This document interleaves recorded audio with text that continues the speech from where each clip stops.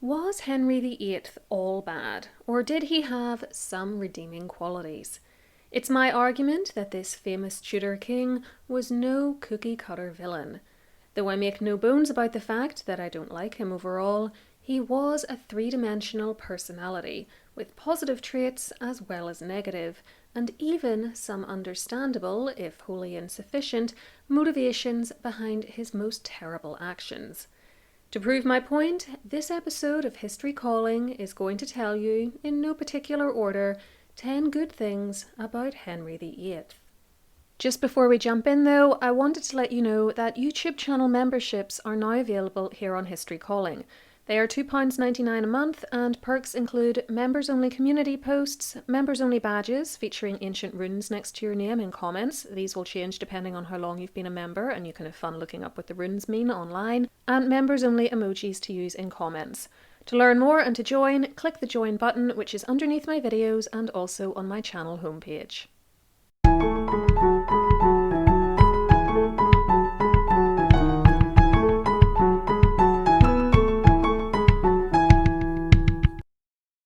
Number 1.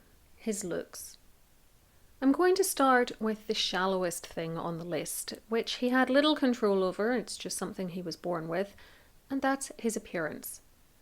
Although he is often remembered today as a massively overweight, bloated monster with a stinky leg ulcer, for the majority of Henry's life, he was actually considered a real looker. It was only in the last decade or so that he ballooned up and gained the ulcer. He was unusually tall for the era, standing at over 6 feet, a trait he inherited from his maternal grandfather, Edward IV. And in 1515, the year he turned 24, the Venetian ambassador, Sebastian Giustiniani, yes, I know that's probably not how that should be pronounced, described him as the handsomest potentate I have ever set eyes on, above the usual height, with an extreme fine calf to his leg. His complexion fair and bright, with auburn hair combed straight and short in the French fashion, and a round face so very beautiful that it would become a pretty woman, his throat being rather long and thick. While he put on copious amounts of weight in later years, in his youth he had an athletic build. His surviving suits of armour indicate a weight of about 15 stone in the mid-1510s, with a 32-inch waist, versus about 28 stone and 52 inches by the time of his death. In short, for a long time, Henry was a hottie. Number 2. Intelligence. Henry VIII was no dozer. In fact, we might even say that he was a bit of an overachiever when it came to academics. He was very well read on topics including history, religion, and the classics. He spoke English, French, and Latin fluently. The Latin and the classics would have overlapped, in fact. And he was a gifted musician who could play multiple instruments, including the lute. He was also a competent composer. He was no Mozart, Beethoven, or Taylor Swift, but he was far better than most of us could ever hope to be, and a songbook written in 1518 includes 20 songs and 13 instrumental pieces attributed to him. He also wrote poetry and was taught how to ride from a young age, an absolute necessity in an era before motorised transport, and even before what we would recognise as a carriage. Henry was the kind of guy who would have made an excellent dinner party guest. He knew about a lot of topics, and he could have acquitted himself very well in conversation. Number 3. He was sporty. This follows on from number 2, as it has to do with the sporting activities taught to Henry as a youth and his continued love of them in adulthood. He was, as I've said, a very competent rider, and he needed to be, not just to travel through his realm, but because one of his great passions in life was jousting, and that required having a good seat on your horse as your opponent tried to hit you and even knock you out of the saddle with a lance. Some of the better-known jousts he rode in included one to celebrate the birth of his first son in 1511, though sadly the baby lived less than 2 months. See my video about his brief life for more details. Another in 1524, in which the king's brother-in-law, Charles Brandon, Duke of Suffolk, nearly killed him when Henry forgot to shut his visor, and another in January 1536, in which the king was unseated from his horse. This last has been blamed for knocking the king out and giving him brain damage, but again, I have a video which demonstrates that that is not what happened. Jousting wasn't Henry's only sporting love.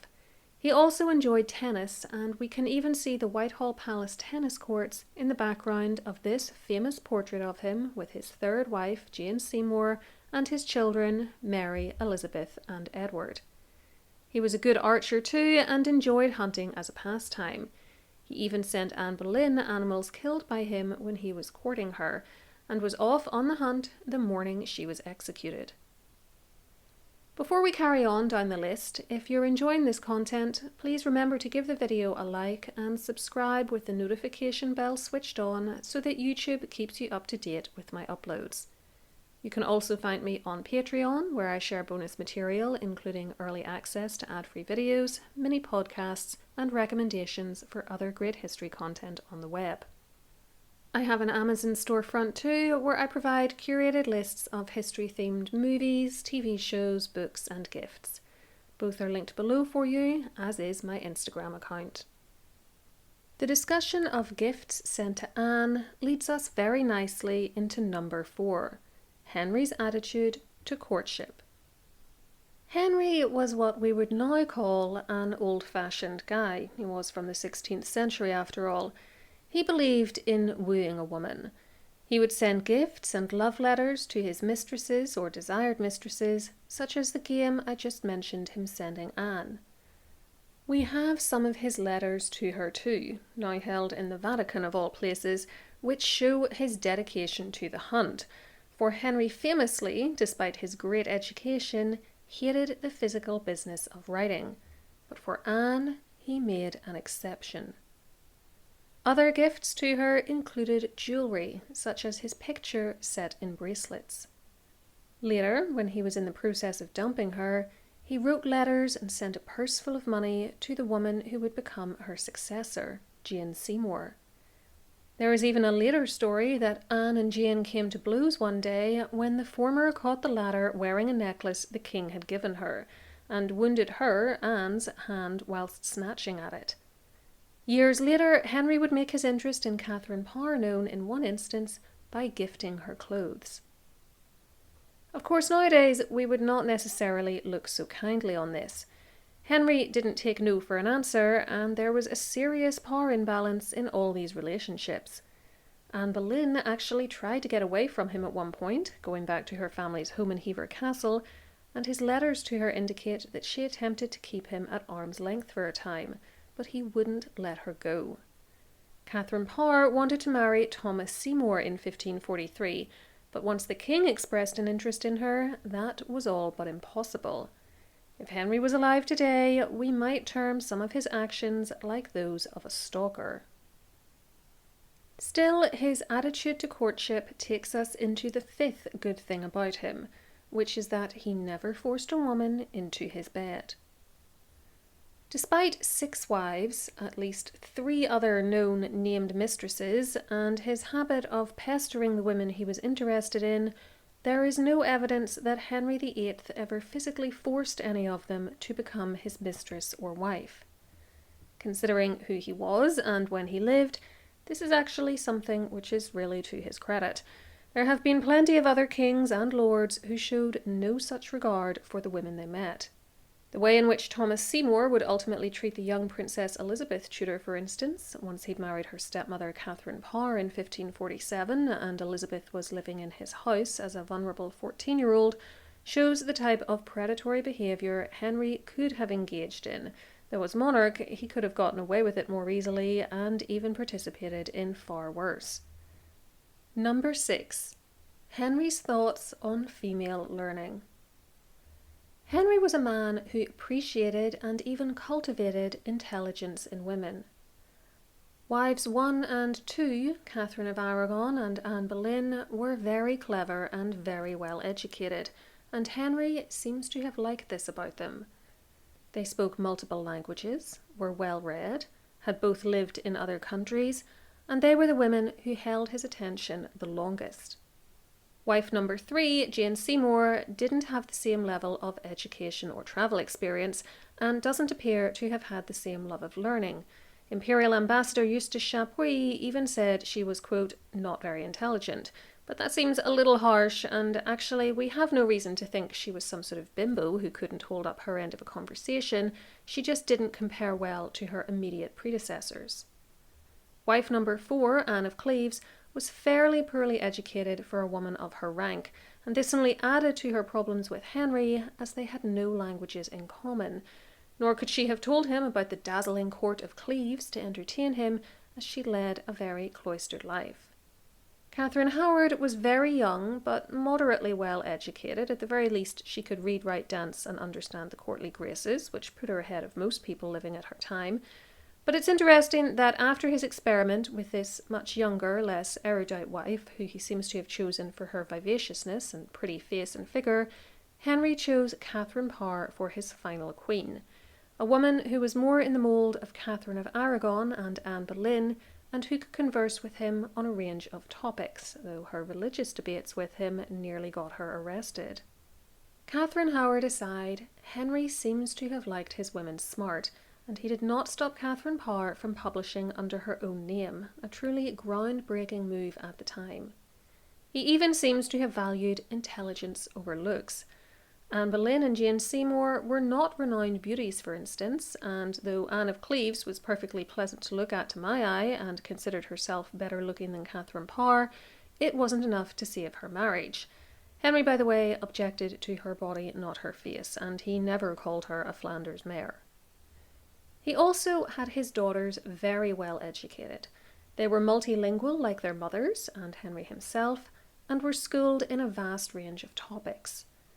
When you compare them to women like Anne of Cleves and Catherine Howard, whose education was so much more basic, it makes you appreciate what life could have held for them had they not had a father who believed in having them well taught and allowing them to make the most of their intellectual gifts. Number 7. Generosity. Henry VIII could be very generous when it suited him. We've heard about the gifts he sent to his mistresses or would-be conquests, but there are plenty of other instances on record of his largesse. Once she was his queen, he delighted in showering Catherine Howard with jewels and expensive clothes, including the Tudor consort necklace and French hood you see her wearing here, and which also appear in inventories of her belongings. Incidentally, if that necklace interests you, I have a whole episode just about it, which I'll leave linked on screen and below for you. He spent years psychologically beating his daughter Mary into submission until she acknowledged that she was illegitimate, but as soon as she did so and was back at court during Jane Seymour's time as queen, he pressed a purse full of money into her hands and set about restoring the dignity he'd so cruelly taken away from her, when he'd forced her to wait upon her baby half-sister and reduced her circumstances so much that she hardly had any clothes to wear. Once she was back in his good books, though, she was once again well taken care of and eventually even put back into the line of succession. When the marriage to Anne of Cleves fell apart and she agreed to a quick annulment, she was granted extremely favourable terms, including a large allowance and houses such as the stunning Richmond Palace and Anne Boleyn's old family home, Hever Castle in Kent. Henry's favourites did well from him too, perhaps none more so than Charles Brandon, who he'd made the Duke of Suffolk, among other titles, and who he even forgave after Charles married the king's sister without permission, though I will say that Henry extracted a large fine from the couple for doing that, so his generosity certainly had limits. Still, it is Henry VII who has gone down in history as the penny-pinching king, not his son Henry VIII. Number 8. Henry could be a good husband. Yes, really, just hear me out. When Henry was in a good mood with his wives, he could actually be a pretty kind and considerate spouse. Now, don't get me wrong, he thought nothing of cheating on his queens, but we have no records indicating that he beat them or locked them away until he was dumping them, that is, or denied them any material desire they may have had. We've seen how he could spoil them, and when they were pregnant, he was usually attentiveness itself. He shielded Catherine of Aragon from the news her father had died while she was expecting, and when their son, Prince Henry, Duke of Cornwall, died in February 1511, despite his own deep grief, the king comforted the queen, who was distraught. The chronicler Edward Hall would later write that, by the king's good persuasion and behaviour, her sorrow was mitigated, but not shortly. When their daughter, Princess Mary, was born in 1516, he defended the queen when the Venetian ambassador said that it would have been better if the baby had been a boy, responding, "We are both young. If it was a daughter this time, by the grace of God, the sons will follow." Finally, when Catherine was pregnant for the last time in 1518, he wrote to his then favourite, Thomas Wolsey, that he would not be returning to London with the queen because about this time is partly of her dangerous times, and by cause of that I would remove her as little as I may. Of course, a lot of this concern was to protect the baby as well, but still, Henry had a genuine care for Catherine's well-being too. He showed himself to be a good husband in other ways as well. He knew Anne Boleyn was deeply unpopular at home and abroad, but until the last gasps of their marriage, he made every effort to support her publicly and encourage her acceptance by the English and other courts. She was given a spectacular coronation at Westminster Abbey, the only queen apart from Catherine of Aragon to be accorded this honour. He had the Queen's jewels given to her, despite Catherine's complaints, and as late as April 1536, the month before he had her arrested and killed, he was still trying to cajole the recently deceased Catherine's nephew, Charles V of Spain, into recognising Anne as queen. He also didn't just believe in female learning and appreciate clever women, he trusted them too. He made his first and last wives regents in his absence when he went off campaigning in France, placing his very realm in their hands, albeit with a council to help them. Henry certainly wasn't a feminist who believed in equality of the sexes, of course, but in many ways he was advanced for his time. Perhaps he was influenced by the experience of growing up with a very clever and powerful paternal grandmother, Lady Margaret Beaufort, who was a key figure during his father's reign and who had survived the Wars of the Roses in the decades before Henry's birth. Number 9. Henry could be a good father. When Henry VIII was in bad dad mode, there was hardly anyone worse, apart from the Russian royals who sometimes killed their own children, but that's another story. His treatment of daughter Mary during her late teens and early 20s, when he was trying to force her to acknowledge that his marriage to her mother was void, was abysmal, and I have no doubt he did the girl lasting psychological damage. See my video on her early years to learn more. He also basically forgot about Elizabeth in the wake of Anne Boleyn's fall, to the point that the child ran out of clothes to wear as she outgrew her wardrobe. However, when his children and their mothers were being compliant, and especially with his sons, Henry was actually a doting and very engaged father for the period in which he lived. All his children, including his illegitimate son, Henry Fitzroy, Duke of Richmond, were given excellent educations, as we've seen, and all were brought to court as youngsters to spend time with their father. They were generally not denied any material possession, excepting the problems which I just mentioned for Mary and Elizabeth, and Henry took pride in showing them off to his court. There are very sweet stories of him parading around with little Mary or Elizabeth in his arms, for instance, telling ambassadors that Mary never cried and having so much honour shown to her that onlookers thought she was better treated than even her mother. She was never the official Princess of Wales, but in her youth she was treated as though she was, being sent to Ludlow Castle with her own household as Princes of Wales usually were. No one was loved as much as his boys, of course. Richmond was made a double duke at the age of 6 and effectively made Warden of the North in his father's stead. Edward's servants were under strict orders to keep the child's residences very clean in order to protect his health, and the boy appears in pride of place in pictures with his father, with Henry's hand draped over his shoulders.